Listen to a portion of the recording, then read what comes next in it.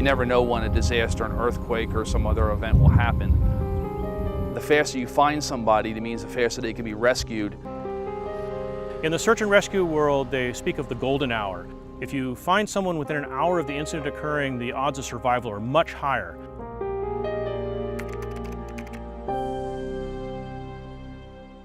FINDER is a radar called Finding Individuals for Disaster or Emergency Response. It's a radar that sends a low-power microwave signal through the rubble. It looks for the very tiny reflections caused by the motion of the victim's breathing and heartbeat.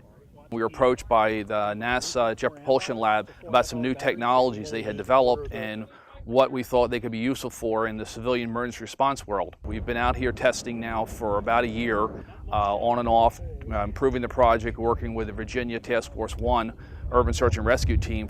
First responders can arrive at a disaster site and can rapidly look at a series of buildings and determine if there are victims in there so that we can rescue them in time. We've got the radar set up on one side of our rubble pile and we have our victim on the other side of the rubble pile.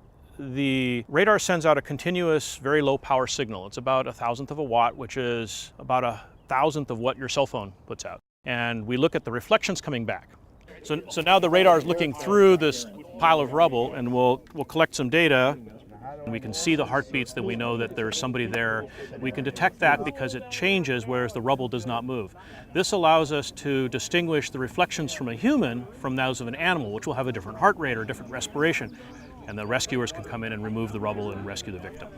This is an outgrowth of NASA's remote sensing technology. NASA has historically done lots of things where we look at the Earth from orbit, or we look from Earth to the outer planets.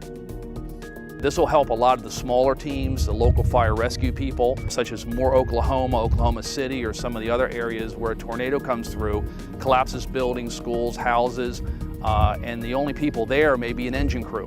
But it's a big help to them if they can go ahead and know that there is somebody there versus searching through a pile, spending a lot of time and effort, there's nobody there. Meanwhile, somebody in the next pile over or the collapsed building next door has somebody in that they haven't gotten to yet.